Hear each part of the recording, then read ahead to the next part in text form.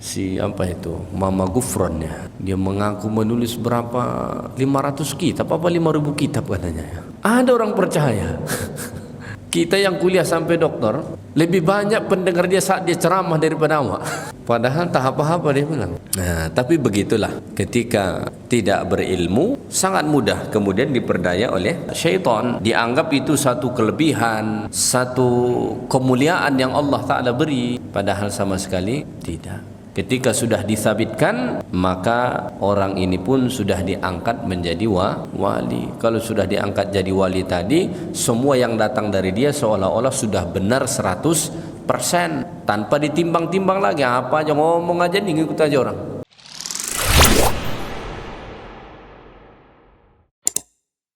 Tipu daya iblis dengan sesuatu yang menyerupai karamah. Ya, menyerupai karamah. Dia mencipta sesuatu, menunjukkan sesuatu seolah-olah itu karamah, tapi sebetulnya itu adalah tipu daya yang dibuat oleh iblis kepada orang-orang tertentu. Beliau mengawali bab ini dengan mengatakan begini: qad bayyana fi ma taqaddam, kami telah menjelaskan sebelum ini, anna iblis, bahwa iblis itu innama yatamakkanu minal insani ala qadri qillatil ilm. Iblis itu berkuasa terhadap manusia, bisa menguasai kita, memperdaya kita, itu sesuai dengan kadar ilmu kita.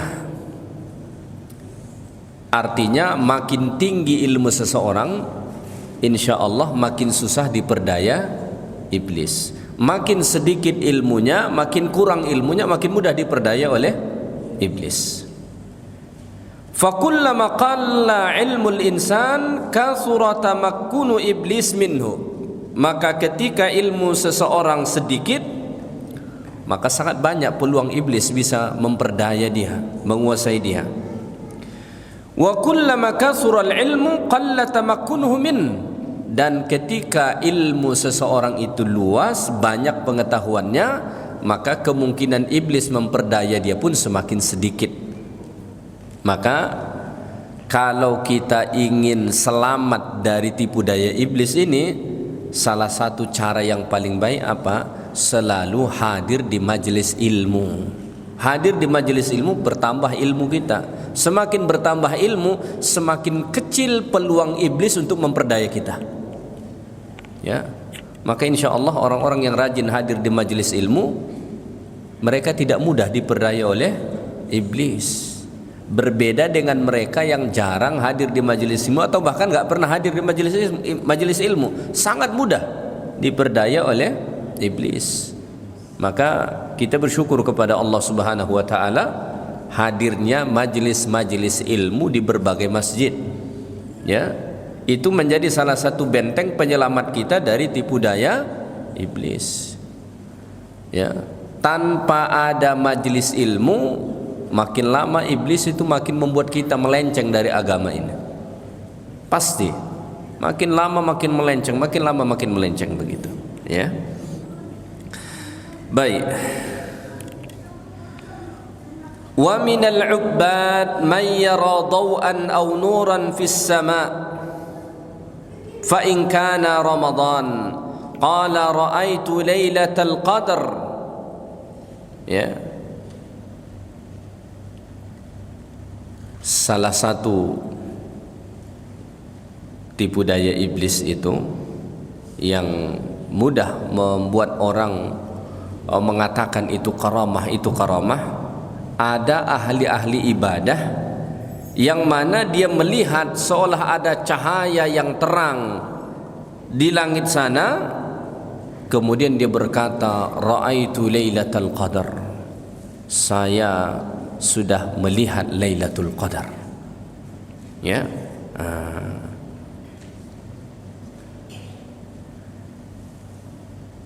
Padahal tidak ada tanda-tanda Lailatul Qadar begitu.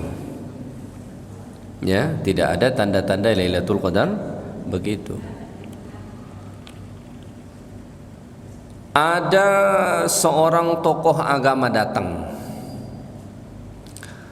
Lalu kemudian cuaca lagi mendung, dibilang ini karomah fulan. Padahal ya karena memang cuaca lagi mendung aja.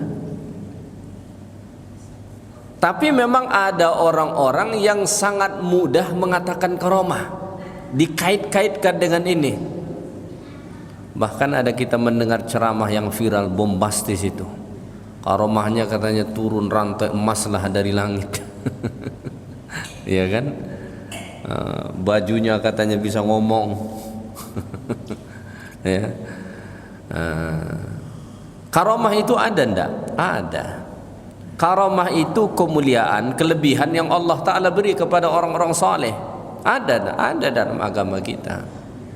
Tapi kadang-kadang mereka yang mengalami itu saja itu nggak tahu. Mereka yang mengalami saja itu kadang nggak tahu.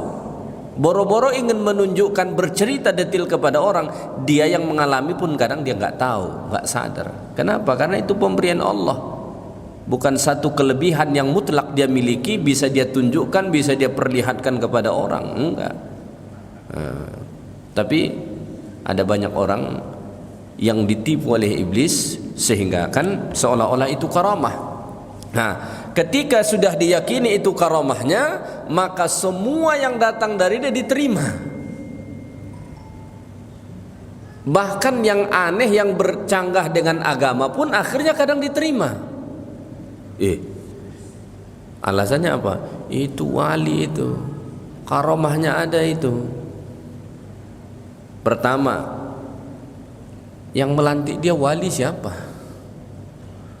Kita ini kadang-kadang sangat mudah mewalikan orang. Kalau wali murid mah banyak. Tapi kalau waliullah, kita ingin memastikan ini waliullah ini, la haula wala quwata illa billah. Waliullah itu kadang-kadang dia pun nggak tahu bahwa dia waliullah. Orang pun nggak tahu bahwa dia waliullah. Jadi waliullah itu bukan mereka yang dipuja-puji, yang disanjung-sanjung. Enggak. Bahkan seringkali waliullah ini mereka ada di tengah-tengah masyarakat, orang pun nggak sadar bahwa mereka waliullah. Orang nggak tahu.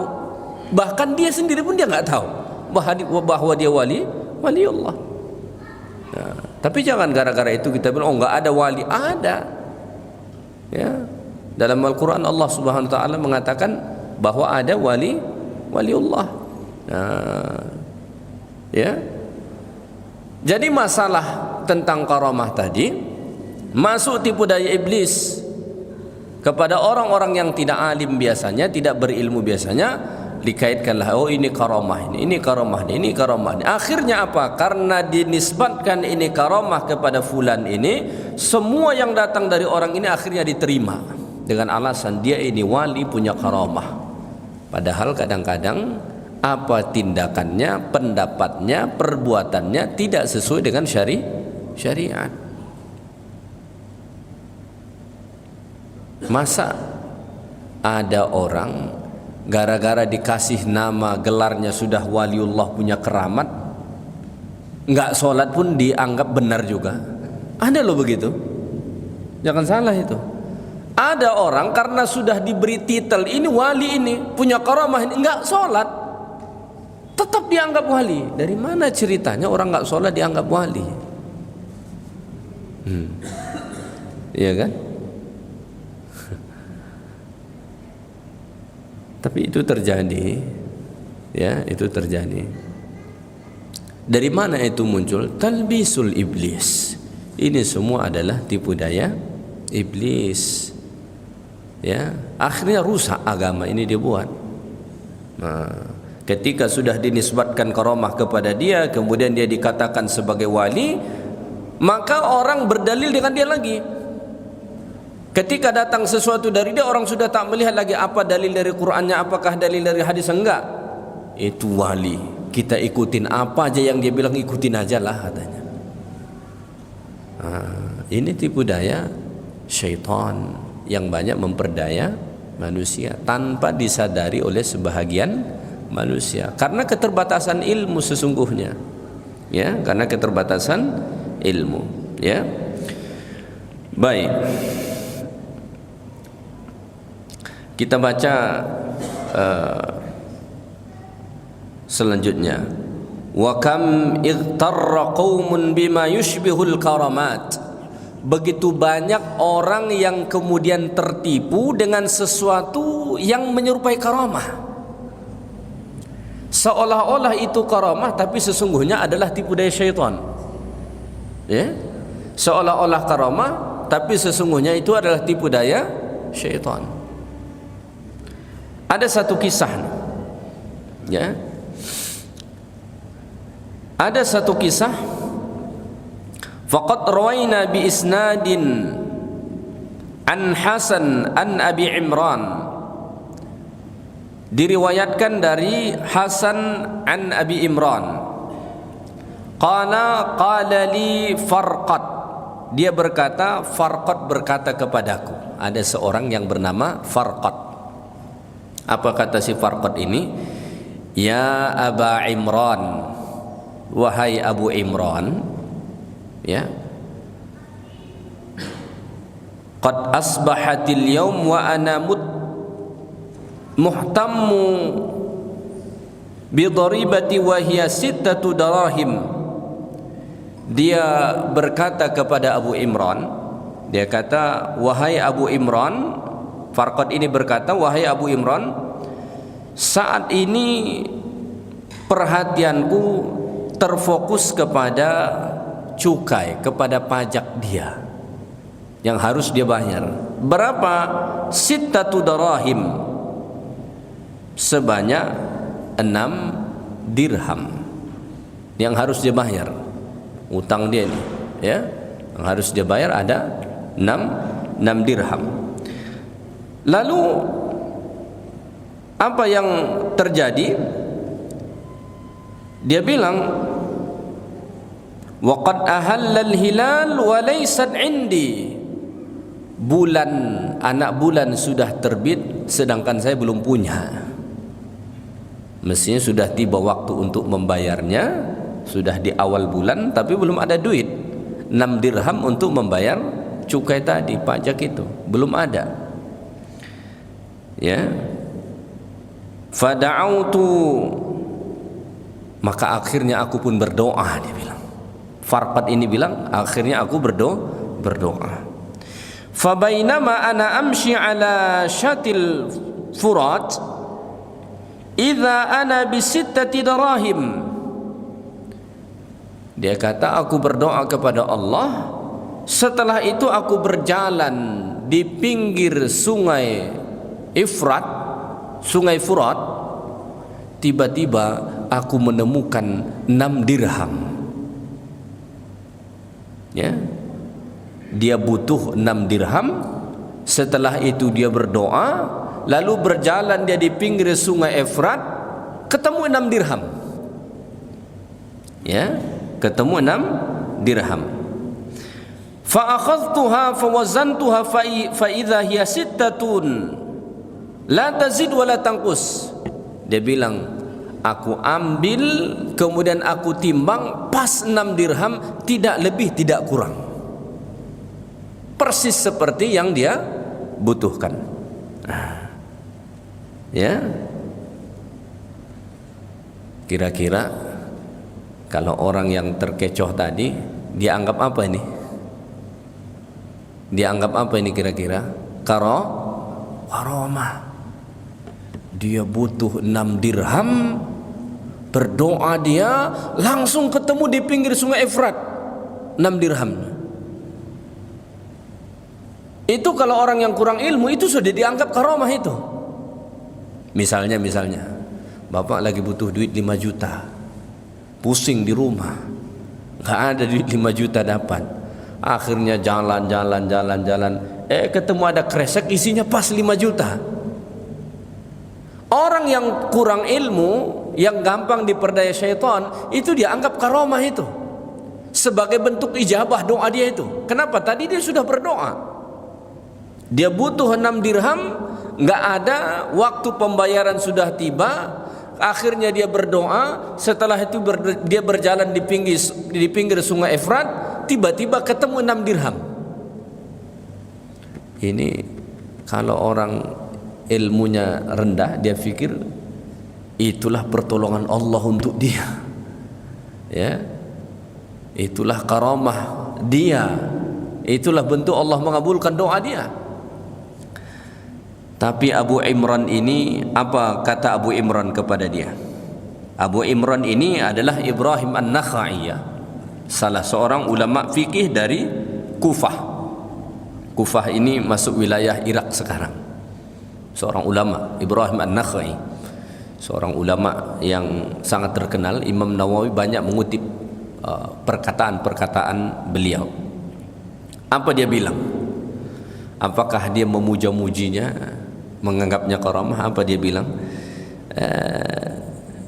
Dia bilang begini, faqala tasaddaq biha fa innaha laysat laka.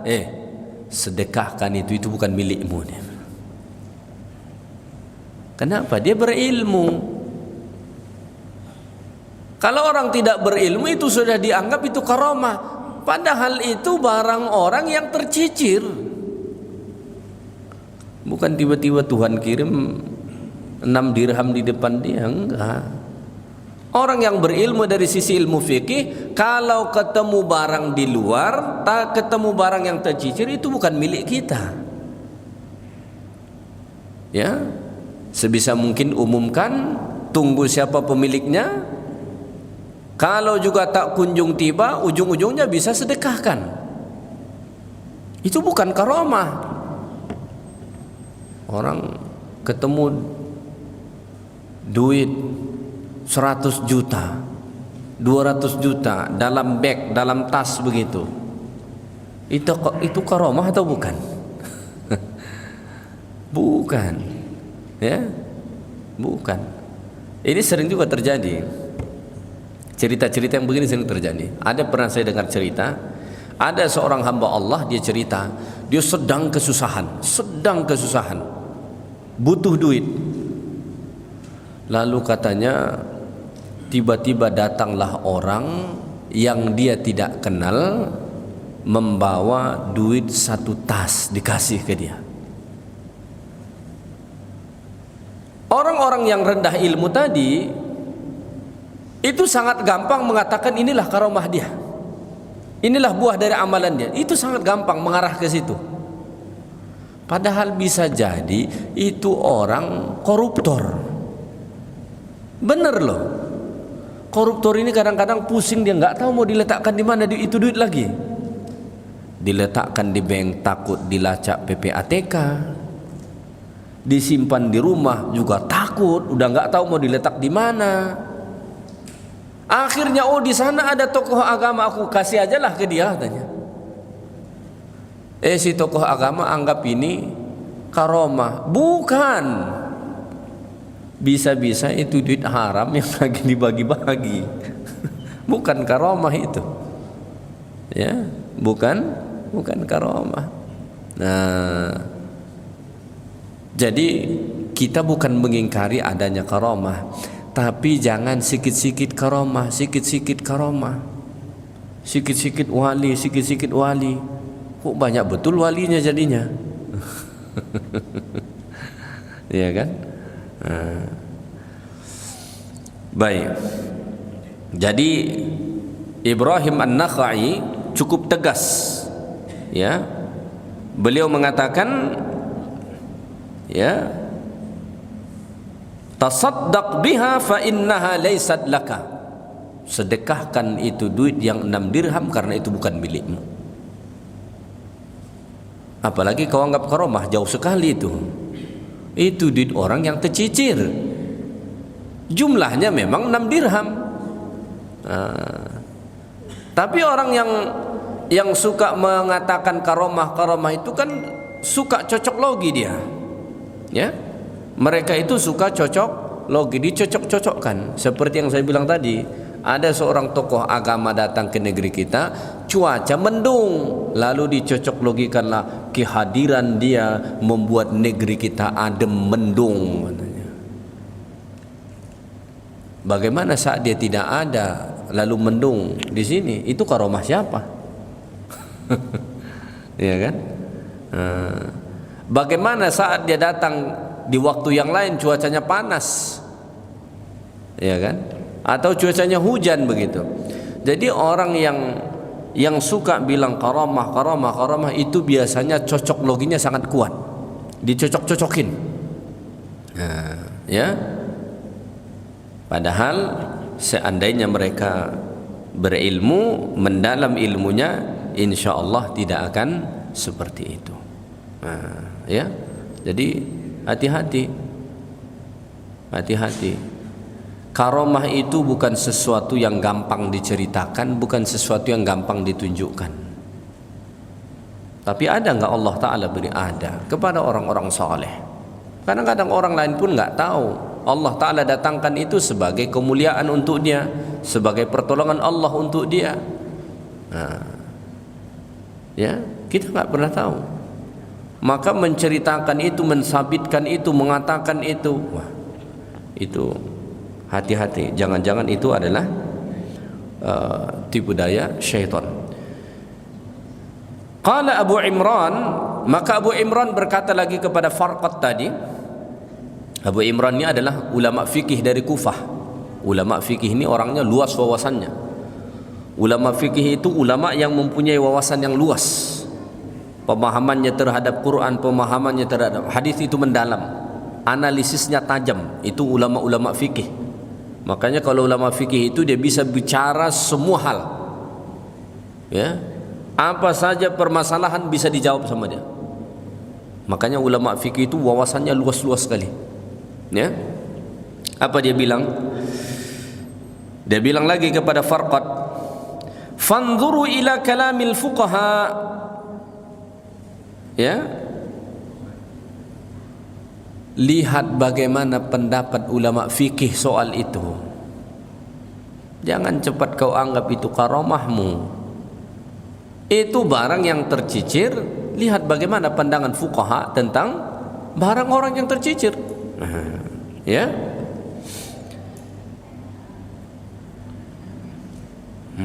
Dan jangan tertipu katanya, ya. Jangan tertipu.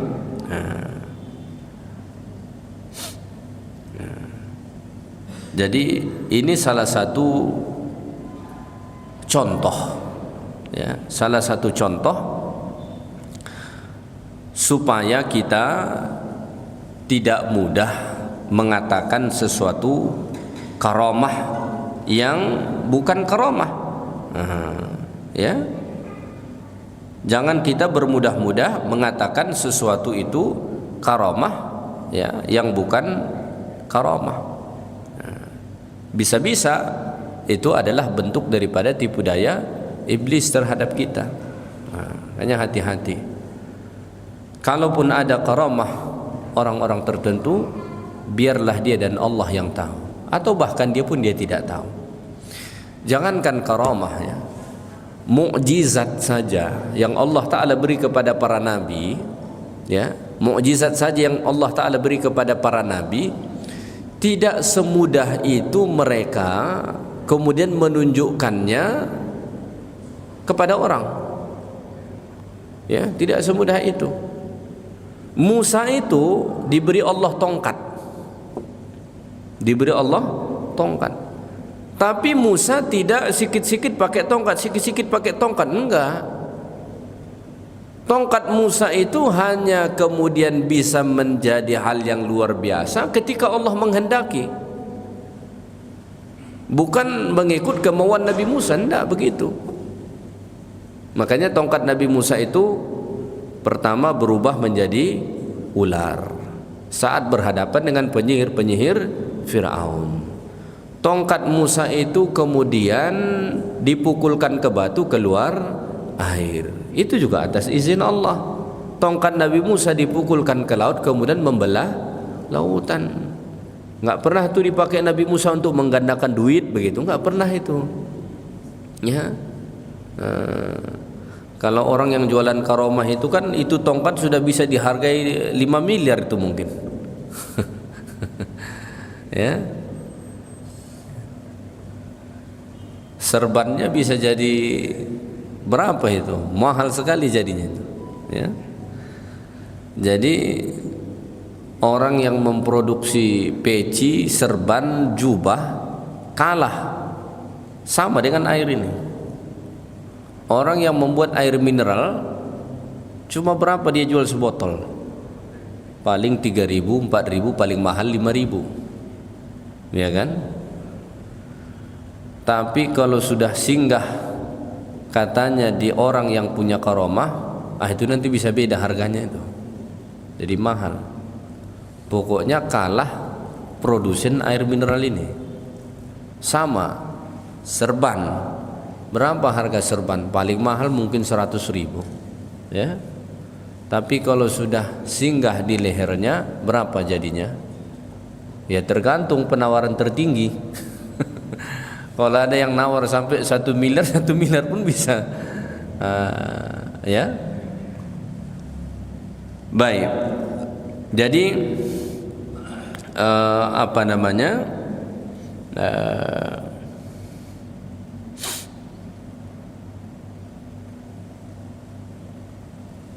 Ini salah satu kejadian-kejadian yang dikait-kaitkan dengan karamah, ya.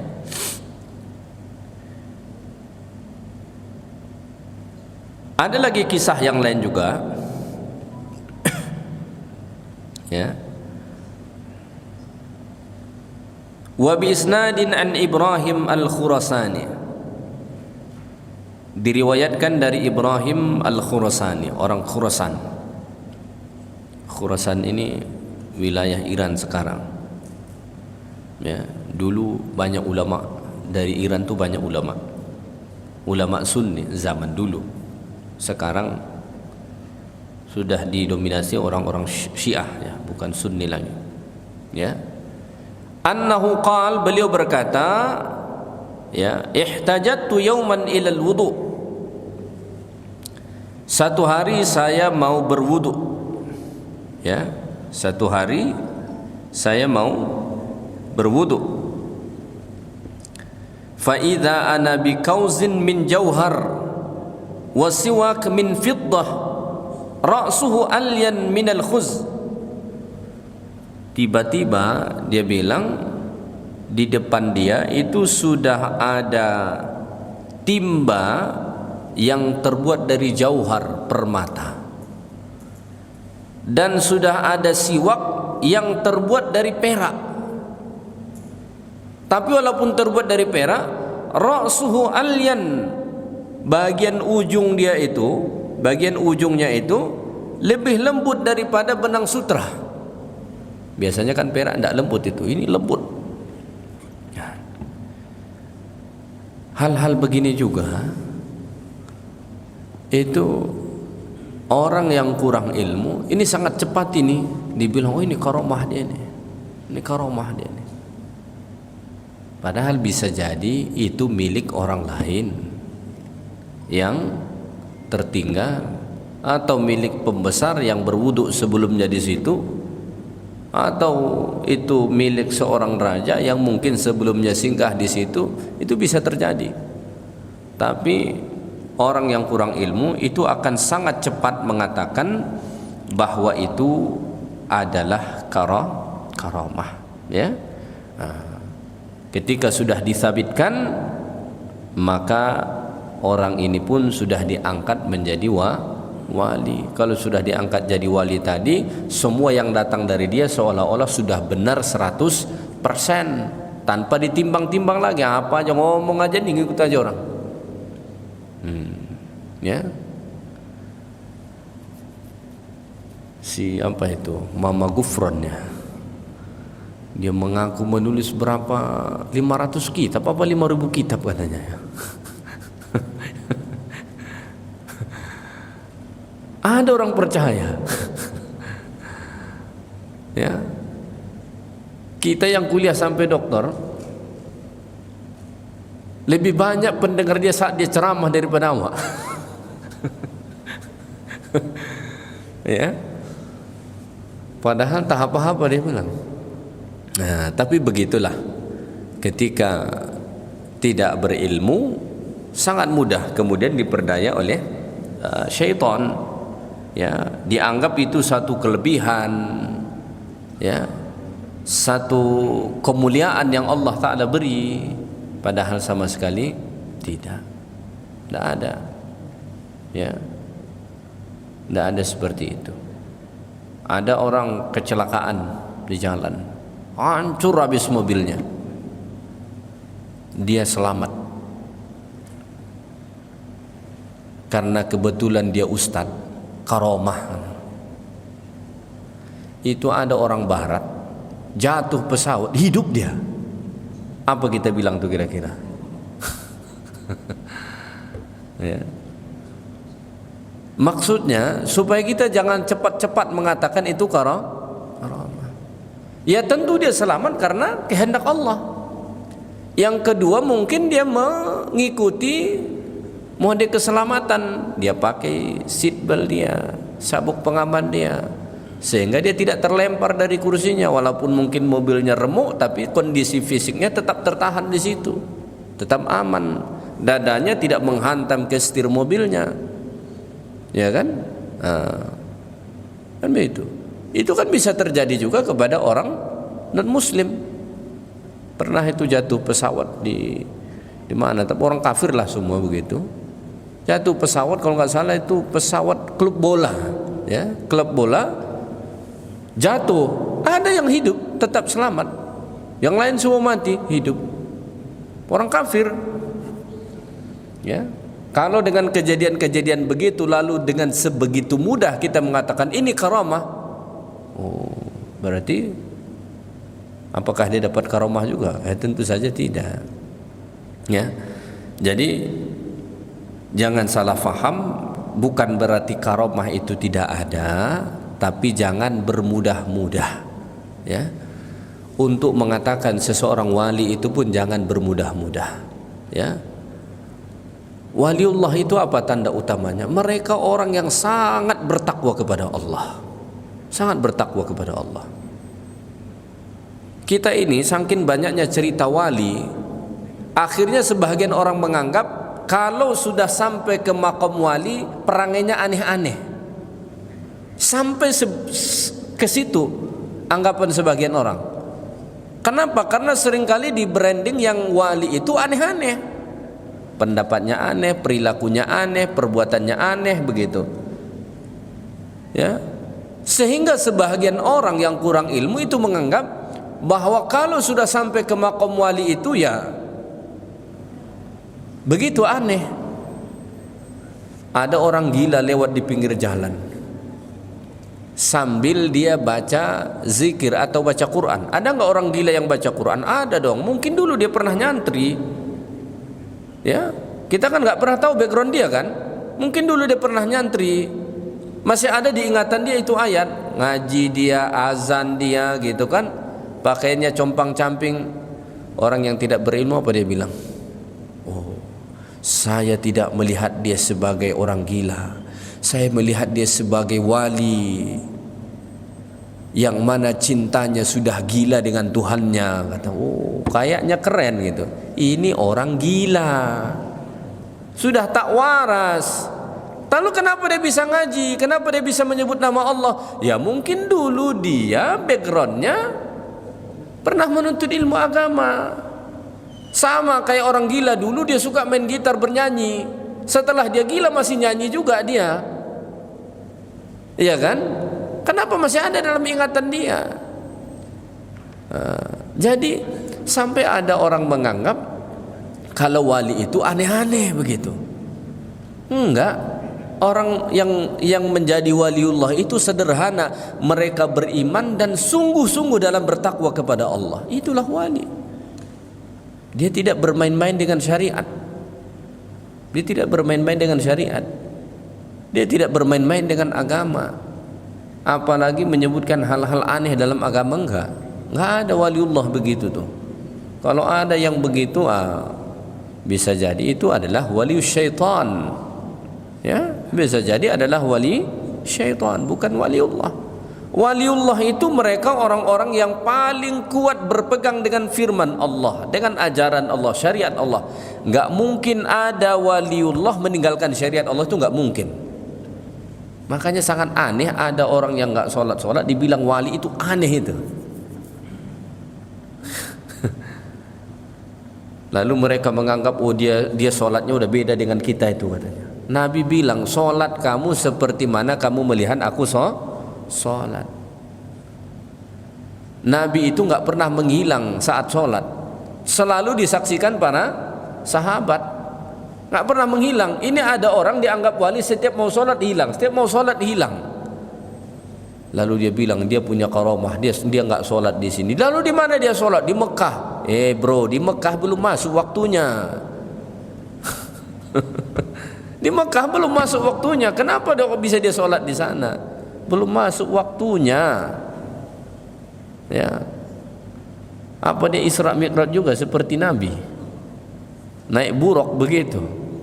Pakai Garuda saja butuh 8 sampai 9 jam baru nyampe ke sana kan? Ya. Oh, mungkin ruhnya saja begitu. Oh, berarti dia mimpi. Ya. Yang jelas Rasulullah itu nggak pernah begitu. Makom Nabi itu makom paling tinggi itu. Nggak pernah begitu Nabi. Maka jangan terkecoh dengan branding karomah, ya. Apalagi keramat.